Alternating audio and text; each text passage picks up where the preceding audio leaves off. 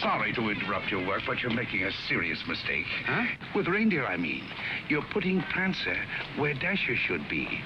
And Blitzen should always be on my right-hand side. He should, huh? Yes, and another thing. Donna's antlers have 4 points instead of 3. But I don't suppose anyone would notice that except me. No, I don't suppose so. Say, who are you? My name is Kringle. Kris Kringle. Well, glad I could be of help. Goodbye.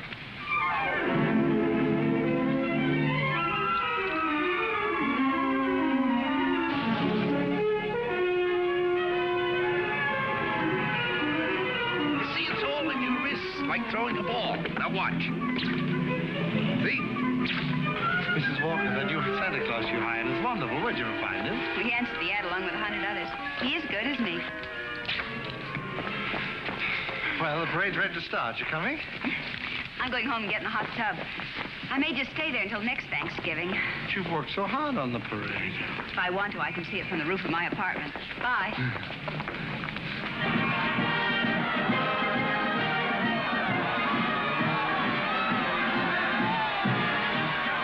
Look at that big baseball player. He was a clown last year. They just painted him different. My mother told me. She manages the parade. Wow. He's really a giant, isn't he? Really, Mr. Gailey. And you a lawyer. There are no such things as giants. Well, maybe not now, Susan, but in olden times, like the giant Jack killed in the fairy tale. Oh, one of those. I don't know any fairy tales. You mean your mother or father never read you any? My mother thinks they're silly, and I never met my father. You see, my mother and father were divorced when I was a baby. Well, that baseball player sure looks like a giant to me. Come in. Hello. My housekeeper told me Susan was here. I'm her mother. Yes, Susie's told me quite a bit about you. She's told me quite a bit about you, too. The man in the front apartment. Hi, dear. Parade's much better than last year. Good. Hope Mr. Macy agrees with you. Would you like a cup of coffee? Oh, don't bother. No bother. It's ready. I want to thank you for being so kind to Susan. All part of the plot. Surest way to meet the mother is to be nice to the child. What a horrible trick. Susan tells me you don't approve of fairy tales. I don't. I think we should be realistic and completely truthful with our children. Not let them grow up believing in a lot of myths and legends. Like Santa Claus, for example. I see. The parade's over, Mother. The acrobats were good. Those prices, they should be. Mother, I was thinking, we've got such a big turkey for dinner, and there are only 2 of us. Couldn't we invite Mr. Gailey? Couldn't we? Oh, dear. Oh, please don't bother. I'll just get a sandwich or something. It's an awful big turkey. Oh, it's not that, dear, but I'm sure Mr. Gailey has other plans. No, he hasn't. Have you? Well, as a matter of fact, to be truthful and completely realistic with the child, I must say I haven't. Please, Mother, please. Didn't I ask her all right, Mr. Gailey? Well, that all depends. Dinner's at 3 o'clock. Susan, you asked just right.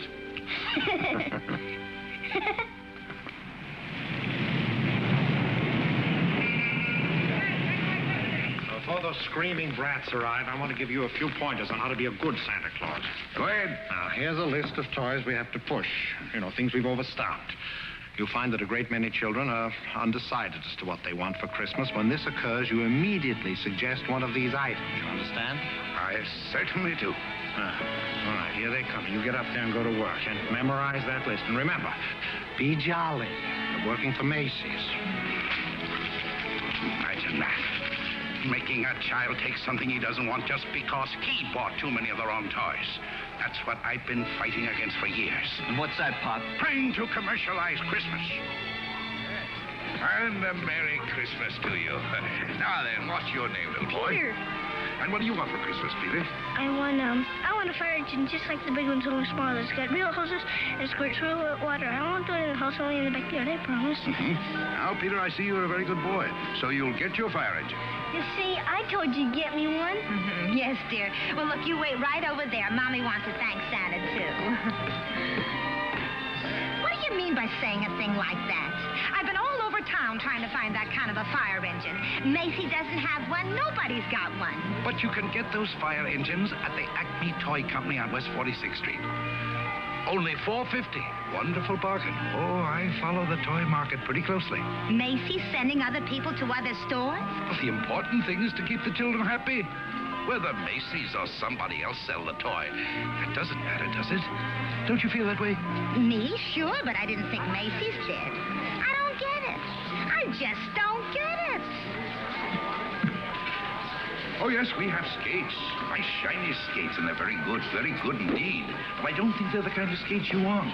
Now, they have really wonderful skates at Gimbel's. Gimbel's? The sales lady said I was to speak to you. You the head of the toy department. Yes, ma'am, yeah. Well, look, I want to congratulate you on Macy's and this new stunt you're doing, sending people to other stores. To think that a big store like this puts the spirit of Christmas before the commercial. I haven't done much shopping here before, but from now on, I'm a regular Macy customer. Gimbel's? And when you come to see me at Macy's, I shall tell you all about the wonderful toys. This seems awful silly, Mr. Gailey. Well, maybe you'll feel differently after you've talked to Santa Claus. Goodbye, and Merry Christmas. Now, what's your name, little girl? Susan Walker, what's your name? Mine, Kris Kringle. I'm Santa Claus. You don't believe that, do you? You see, my mother is Mrs. Walker, the lady who hired you. But I must say, you're the best-looking one I've ever seen. Thank you. Your whiskers don't have those things that go over your ears. That's because they're real, just like I'm really Santa Claus. Go on, pull them. Go on, go ahead, pull. That's it. And what do you want me to bring you for Christmas? Nothing, thank you. Whatever I want, my mother will get me. Sensible and doesn't cost too much. Susan, dear, I think you've taken up enough this gentleman's time. Your maid had to go home. Her mother sprained her ankle. She asked me to bring Susan down here for you. Yes, she phoned. I thought as long as we were here, we might as well talk to Santa Claus. He's a nice old man, Mother. And his whiskers are real, too. Yes, dear. A lot of old men have real whiskers like that.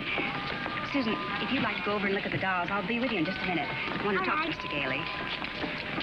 I didn't think there was any harm in saying hello to the old gent. I'm sorry. Well, I think there is harm. I tell her Santa Claus is a myth, and you bring her down here to meet a very convincing old gentleman with real whiskers. What's wrong with that? By filling her full of fairy tales, she'll grow up to believe life is a fantasy instead of a reality. She'll keep waiting for Prince Charming to come along, and when he does, he'll be a... We were talking about Susie, not you. Whether you agree with me or not, I'll have to ask you to respect my wishes.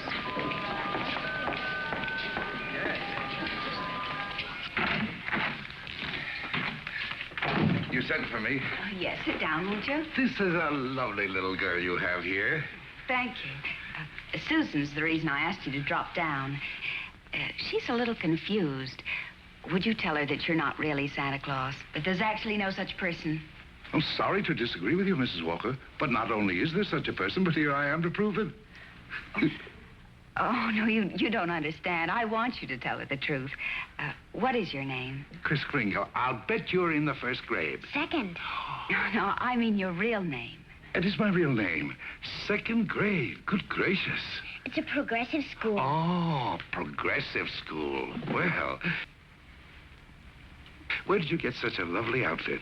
Macy's. We get 10% off.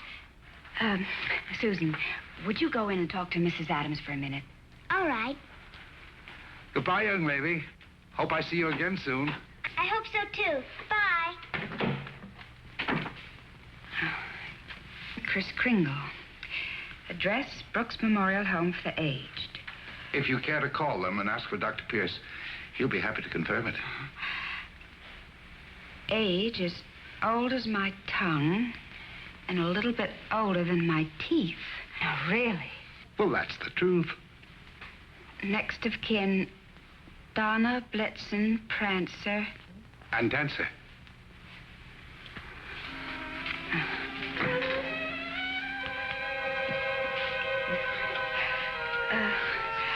I'm sorry, Mr. Kringle. Yes, well, I'm afraid we're going to have to make a change. You see, the Santa Claus we had last year is back in town, and, well, I feel I owe it to him to, Have I done something wrong? No. Excuse me. Yes? Mr. Macy wants to see you immediately, Mrs. Walker. Oh, yes, right away. You'll have to excuse me. Miss Adams will give you your voucher on the way out, and you'll receive a full week's salary.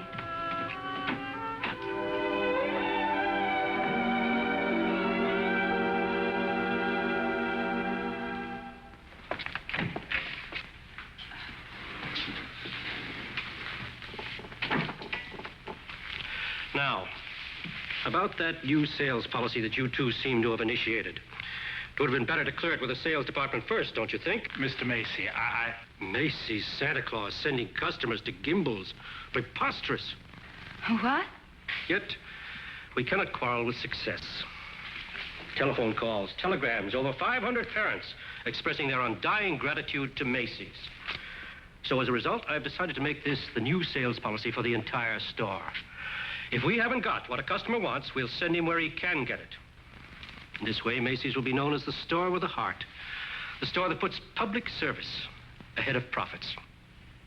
And consequently, of course, we'll make more profits. Well, I just want to express our appreciation and to tell you that in your Christmas envelopes, there'll be a more practical expression of our gratitude. Thank you, Mr. Macy. That'll be all. Thank you. Oh, and tell that wonderful Santa Claus of yours that I haven't forgotten him either. No, never mind. I'll tell him myself.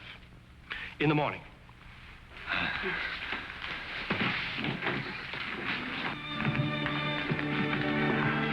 Imagine, a bonus. I fired him. Who?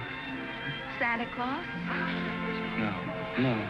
He's crazy. He thinks he is Santa Claus. Well, I don't care if he thinks he's the Easter Bunny. You better get him back. Well, it's too great a risk. He might have a fit or something. I tell you, the man's insane. Maybe just a little bit insane. Mr. Sawyer. What? We'll get Sawyer to examine him. He's a psychologist. That's what he's being paid for, to examine the employees. Can't get him back. He's already gone. Well, then you better scoot after him and get him, because if you don't, we're going to have a very unmerry Christmas. Oh, Mr. Kringle. I'm afraid I acted rather hastily and perhaps unfairly. This other Santa Claus, well, Mr. Macy has found something else for him to do, and, well, we want you to stay on. Well, this is mighty good news. You see, Mrs. Walter, for 50 years or so, I've been more and more worried about Christmas. Christmas is not just a day, it's a frame of mind, and that's what they've been changing. Well, I'm glad you're taking me back. Maybe I can do something about it. And I'm glad I met you and your daughter. You're my test case. We are? Yes, in a way, you're the whole thing in miniature. And if I win you over, well, there's still hope. If not, I guess I'm through.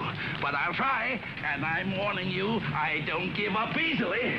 Oh, but Mr. Kringle, first thing in the morning, could you report to Mr. Sawyer's office for a little examination? Mental examination? Well, partly, yes. Oh, I don't mind. I've taken dozens. Haven't failed one yet. Yeah. How many days in the week? 7. How many things do you see? 4. Muscular coordination? Perfect. Who was vice president under James Monroe? Daniel D. Tompkins. I'll bet your Mr. Sawyer doesn't know that one.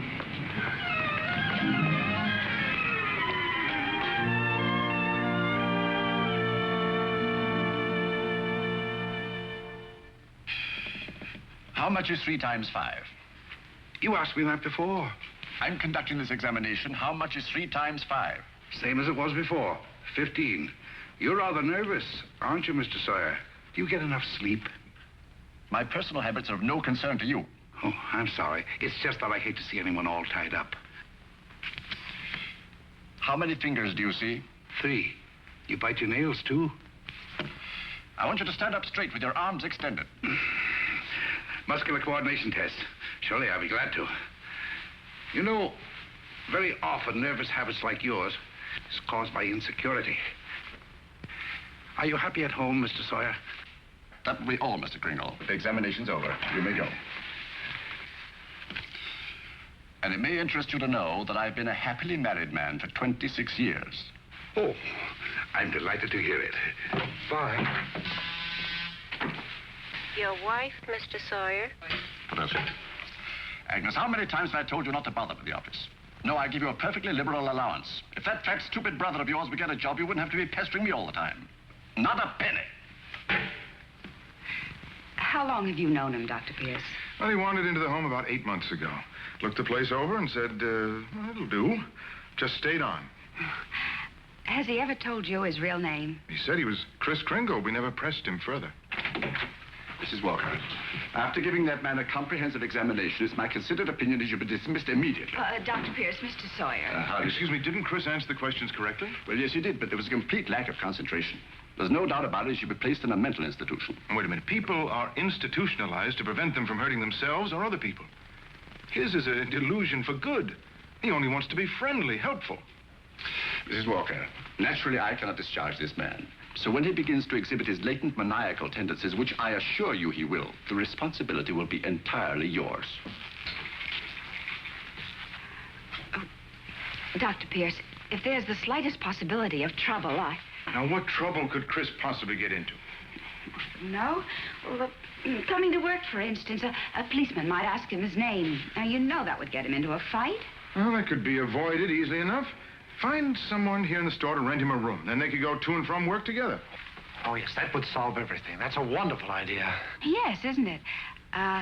Your son's away at school. What about his room? Well, I'll talk to Mrs. Shellhammer as soon as I get home. In the meantime, you take Kris home to dinner. Oh, no, I couldn't. Oh, really, Mrs. Walker? If I can supply the room, the least you can do is furnish a free meal.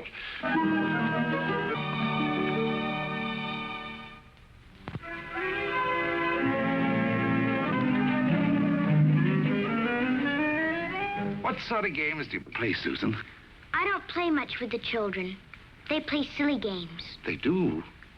Like today, they were playing zoo, and all of the children were animals. Homer was supposed to be the zookeeper. He said, "What kind of an animal are you?" I said, "I'm not an animal. I'm a girl." He said, "Only animals allowed here. Bye." Oh, that's too bad. Sounds like a wonderful game to me. Of course, to play it right, you've got to have imagination. Do you know what imagination is? That's when you see something and it's really not there. Well, yes. But I believe imagination is a place by itself.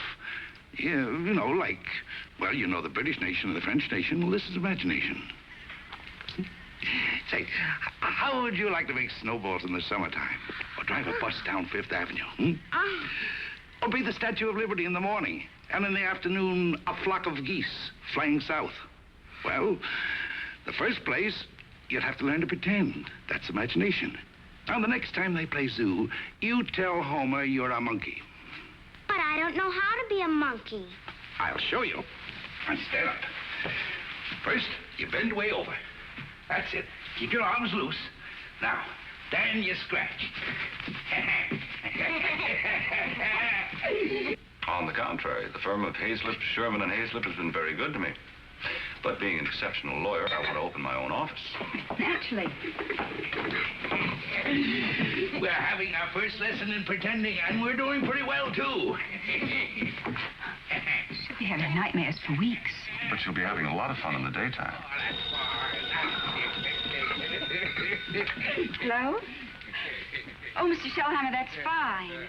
The Shellhammers have a room for you. That's very kind of them, but I've accepted Mr. Gailey's offer to stay with him. Mr. Gailey?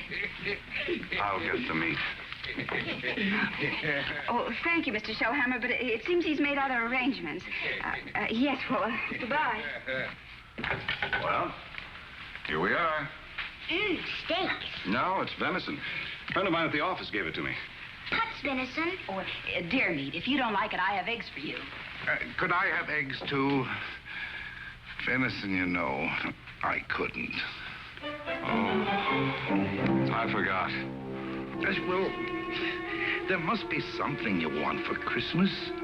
Something that even your mother doesn't know about. Why don't you give me a chance? All right. Good. That's what I want for Christmas. A doll's house like this? No, a real house. A real house? If you're really Santa Claus, you can get it for me. And if you can't, just a nice man with a white beard like Mother says. Well, just because every child doesn't get his wish, that doesn't mean there isn't a Santa Claus. That's what I thought you'd say. But what could you possibly want with a house like this? Live in it with my mother. You have this lovely apartment. But I want a bad backyard in a swing and she can't get it, huh? I didn't say that. Well, it's a tall order, but I'll do the best I can. May I keep this? Mm-hmm. Good night, Susan. Good night.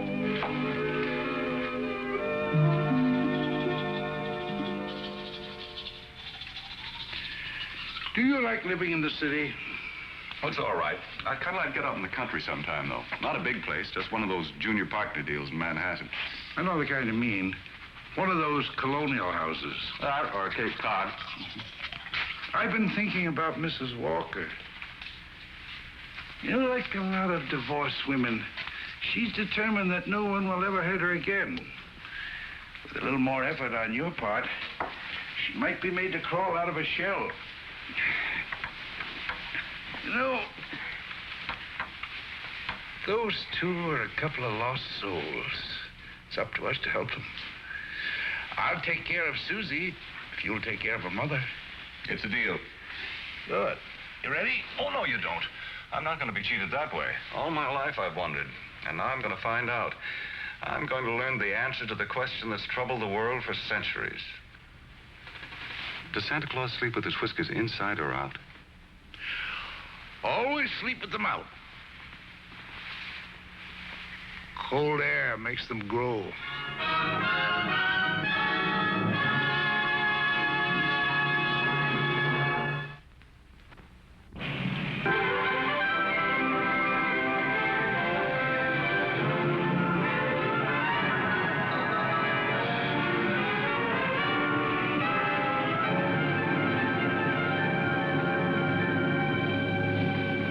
One event I never expected to see. Two can play at this game, Mr. Macy. If Gimbel's hadn't got what the customer wants, we'll send him over to Macy's. It'll be a pleasure, Mr. Gimble.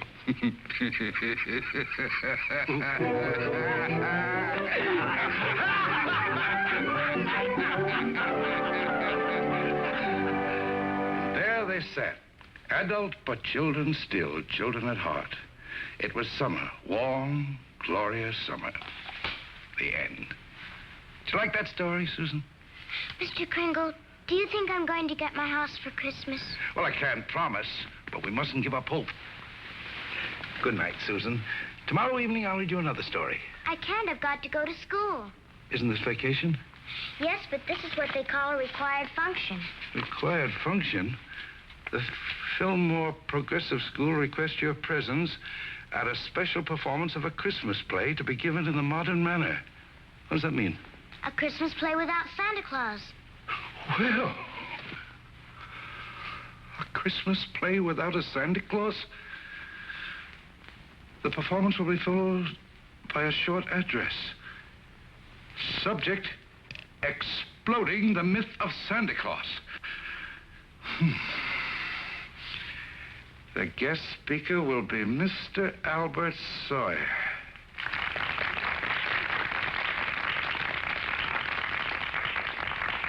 I'm very happy you enjoyed our little play. And now it gives me great pleasure to introduce our old friend, Mr. Albert Sawyer.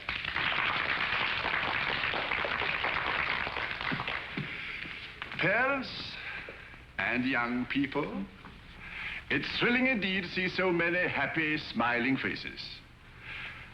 I know you're all looking forward to a joyous Christmas. But as those of you in this intelligent group know, this is going to be a Christmas without Santa Claus. Such a person as Santa Claus, St. Nicholas, or Kris Kringle does not exist. Never has existed and never will exist. This silly old man in his red suit represents the wishful dreaming of all people. He's the all-giver, the generous father. Mature adults who keep this myth alive are clinging to childish fantasies and show themselves afraid to face realities.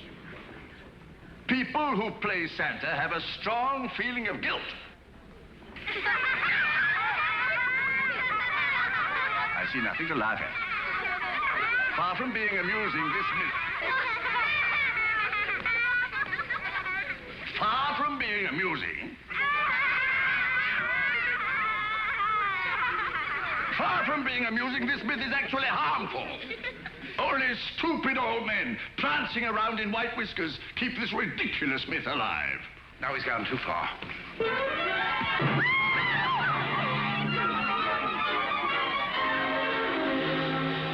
He became violent because I attacked his delusions, and he'll do it again. Well, if you ask me, I think we ought to get an outside psychiatrist to examine him. Then you better do it right away before Mr. Macy hears about it. Oh, that's right. You explain it to Mr. Kringle. After all, you're his Oh, friend. no, I can't. Well, I've grown very fond of him, and this is going to hurt him deeply. I just can't. All right, what can we do? I think I have it. You tell Kringle Mrs. Walker wants him to leave at once in order to have some publicity pictures taken with the mayor. I'll have a car waiting outside, and once we get him in the car, we'll drive him straight off to Bellevue Hospital. Yes, that'd do it. I'll ride up front with the driver.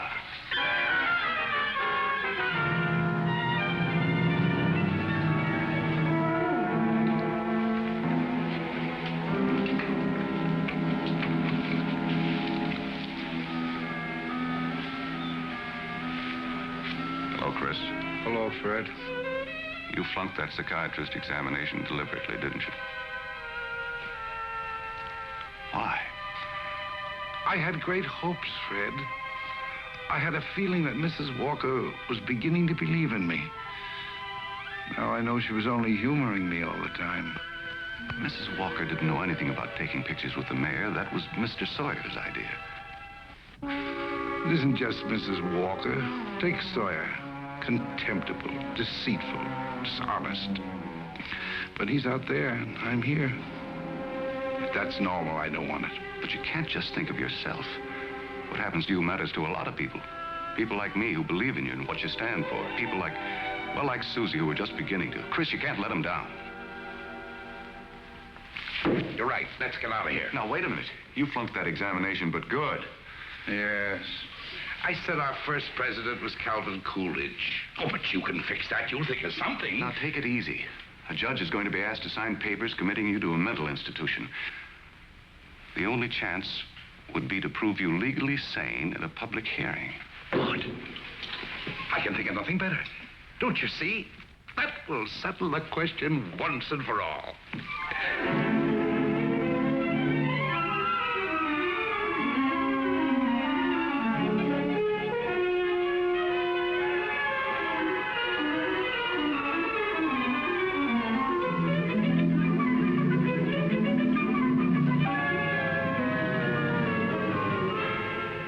Solemnly swear the evidence you are about to give at this hearing is the truth, the whole truth, and nothing but the truth? I do. Good morning, Your Honor. Good morning. You may proceed, Mr. District Attorney. My name's Thomas Mara. What's yours? Kris Kringle. Oh. Where do you live? That's what this hearing will decide. It's a very sound answer, Mr. Kringle. Thank you, Your Honor. Tell me, do you really believe that you're Santa Claus? Of course. The state rests, Your Honor. In view of this statement, do you still wish to put in a defense, young man? I do, Your Honor. I'm fully aware of my client's opinions. In fact, that is the entire case against him. But Mr. Kringle is not sane because he believes himself to be Santa Claus. An entirely logical assumption, I'm afraid. Not necessarily, Your Honor. You believe yourself to be Judge Harper, yet no one questions your sanity because you are Judge Harper. Mr. Kringle is the subject of this hearing, not me. Exactly. So I intend to prove that Mr. Kringle is Santa Claus.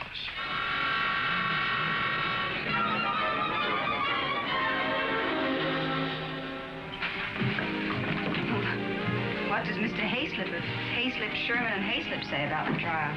That I was jeopardizing the dignity of the firm, that I either dropped the case or they dropped me.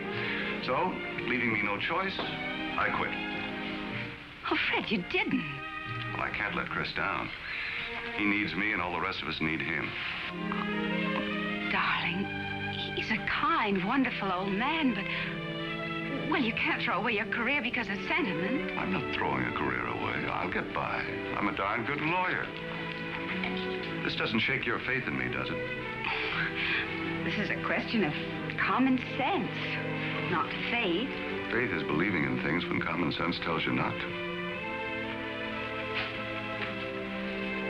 I wish you could let yourself believe in people like Kris, and in fun, and love, and joy, and all the other intangibles. Can't pay the rent with intangibles. And you can't live without them. Why don't you try a little blind faith, darling? String along with me.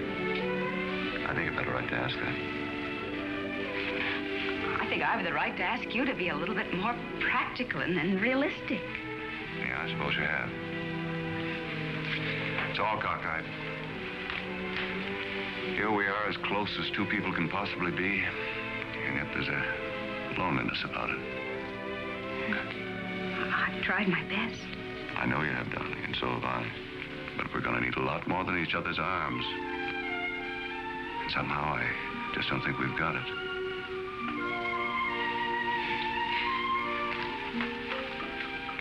Funny.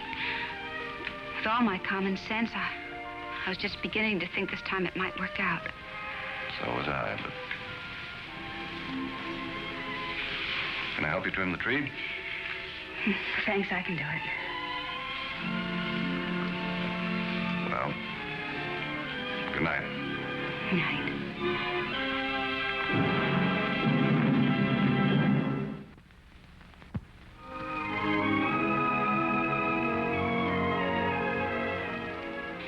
Your name, sir? R.H. Macy. Do you recognize this man? Yes, he's an employee of mine, Kris Kringle. Do you believe him to be of sound mind? I certainly do. Mr. Macy, you're under oath. Do you really believe that this man is Santa Claus?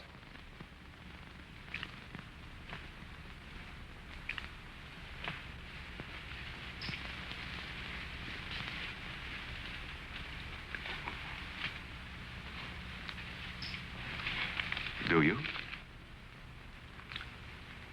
I do. That is all.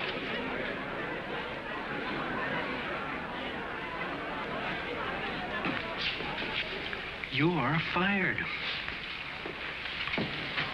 Your Honor, there is no such person as Santa Claus, and everybody knows it.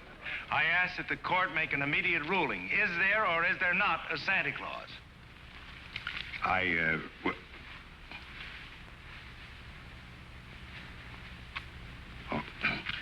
This court will take a short recess to consider the matter.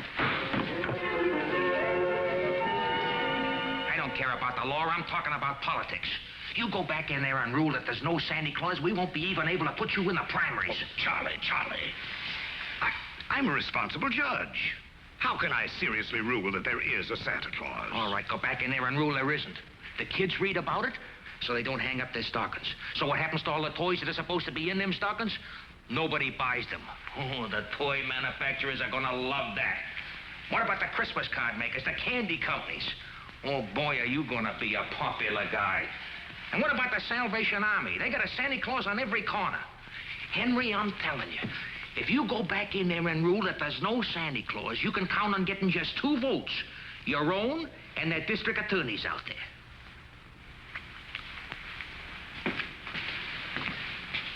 One.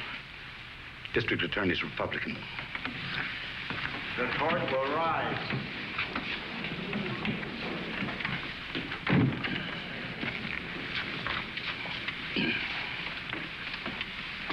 This court has just consulted the highest authority available. The traditions of American justice demand a broad and unprejudiced view of such a controversial matter. And therefore, this court is determined to keep an open mind and hear the evidence from either side. But can my opponent produce any evidence in support of this contention? Your Honor, I can. Will Thomas Mara take the stand? Who, me? Thomas Mara, Jr. Thomas Mara. Hi, Daddy.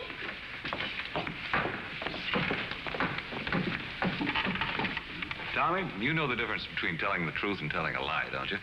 Everybody knows you shouldn't tell a lie, especially in court. Do you believe in Santa Claus? Sure I do. And what does he look like? There he is, sitting over there. I object, Your Honor. Overruled. Tommy, why are you so sure there's a Santa Claus? Because Daddy told me so. Didn't you, Daddy? And you believe your daddy, don't you? Sure I do. Daddy wouldn't tell me anything that wasn't so. Would you, Daddy? Thank you, Tommy.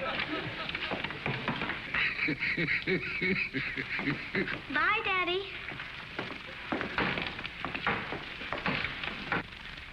The state of New York is willing to concede the existence of a Santa Claus.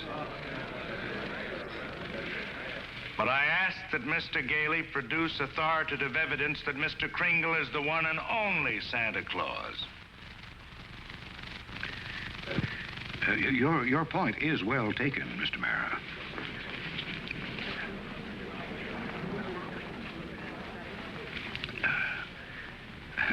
Mr. Gailey, are you ready to show that Mr. Kringle is Santa Claus? On the basis of competent authority? Not at this time, Your Honor. I ask for an adjournment until this time tomorrow. This court stands adjourned till 3 o'clock tomorrow afternoon. That's all ready. What are you doing? Writing to Mr. Kringle to tell him I believe in everything he told me. Everything will turn out fine. Oh, that's nice. He'll like that. Where shall I send it? Why don't you send it to the county courthouse? Okay.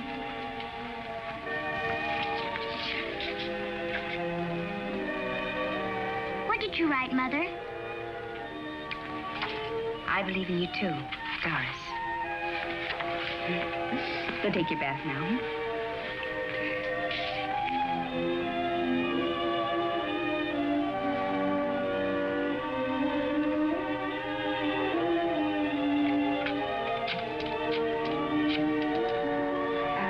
Could you give me the number of the main post office, please? Hello, dead letter office. Are you kidding? We got maybe a couple of 100,000. Yes, ma'am, we sure would. Hey, lady, that's not a bad idea. Thank you.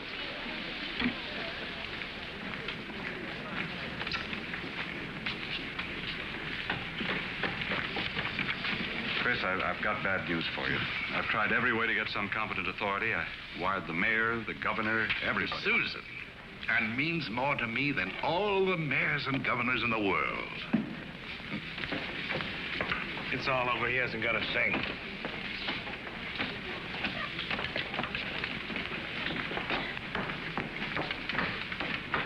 Your Honor, the defense has yet to produce one bit of authoritative proof that this man is really Santa Claus. And in view of the fact that it is Christmas Eve and we're all anxious to get to our homes, I ask that these commitment papers be signed without further delay. Mr. Gailey, have you anything further to offer? I should like to submit the following evidence, Your Honor. It concerns an official agency of the United States government. The Post Office Department, one of the world's largest business concerns, did a gross business last year of $1,112,877,174. Your Honor, I'm sure they're all deeply gratified to know that the Post Office Department is doing nicely, but it hardly has any bearing on this case. Furthermore, the U.S. postal laws make it a criminal offense to willfully misdirect mail or intentionally deliver it to the wrong party. Yeah, Your Honor. I'm sure that the state of New York is willing to admit that the Post Office Department is authoritative, prosperous, and efficient. For the record? For the record. Anything to get on with this case. Then, Your Honor, I offer these letters in evidence. They're simply addressed to Santa Claus, yet they were each delivered to Mr. Kringle by bona fide employees of the Post Office Department. I offer these as authoritative proof. Your Honor, 3 letters are hardly authoritative proof. I have further exhibits, Your Honor, but I hesitate to produce them. Oh, I'm sure we'd all be glad to see them. Oh, yes, indeed. Put them on my desk. On your desk? Yes, yes. Very well, Your Honor.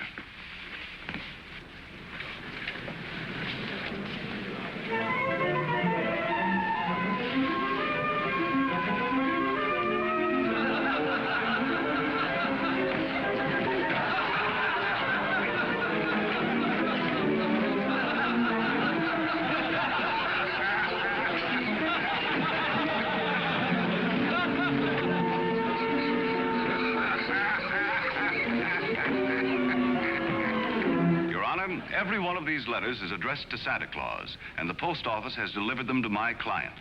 Therefore, the United States government recognizes this man, Kris Kringle, as Santa Claus.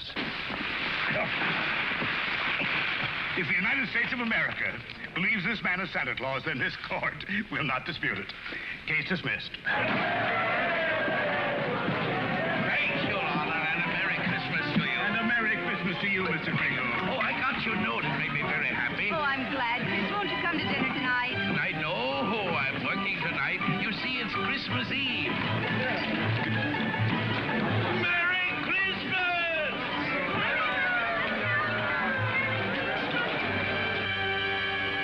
What's the matter with Susan? I think she misses Kris. Don't worry, young lady. Kris is bound to come. Didn't get my present, Uncle Fred. Why, darling, you got a lot of presents. Not the one I wanted. Not the one Mr. Kringle was going to get for me. What was that? It doesn't matter. I didn't get it. I knew it wouldn't be here, but I get a letter or something about it. Hello? Hello, Susan. Merry Christmas. Well, it wasn't really a promise. I said I'd do my best. You couldn't get it because you're not Santa Claus, that's why. Just a nice man with white whiskers like my mother says. And I shouldn't have believed you. Susan. Merry Christmas, Kris. I'm sorry Susan is disappointed in me. Oh, she'll be all right. Here's Fred. Merry Christmas. Where are you? Out at the home. Fred, we're giving a little party this afternoon. Will you bring Mrs. Walker and Susan out to help us celebrate? Of course I will. Now, you turn off the parkway at Seymour. Drive 3 blocks, then turn onto Ashley Drive. You'll see it on the right. Got it. Bye. Susan, I was wrong when I told you not to believe in Mr. Kringle. You must have faith in him. But he didn't get me that. That doesn't make sense, Mother. Oh, faith is believing in things even when common sense tells you not to. I mean, even though things don't work out the way you want them to the first time, you still gotta believe in people.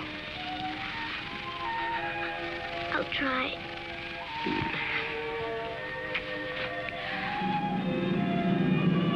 There it is, Ashley Drive. I do believe. I do believe. I do. Stop, Uncle Fred, stop! Susan!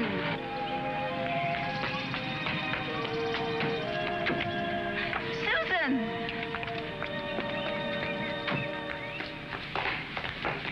Susan? You shouldn't be running around in other people's houses. But this is my house, Mommy. The one I asked Mr. Kringle Now, for. Susan, darling. It is. I know it is. Oh, you're right, Mommy. If things don't turn out right the first time, you've still got to believe. Mr. Kringle is Santa Claus. He is. I'm going to see my swings. You told her that?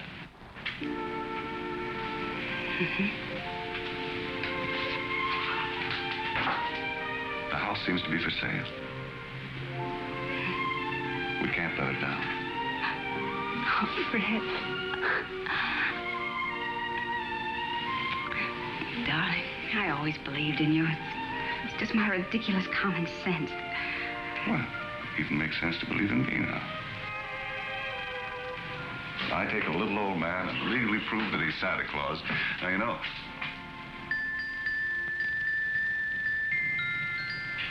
Oh, no.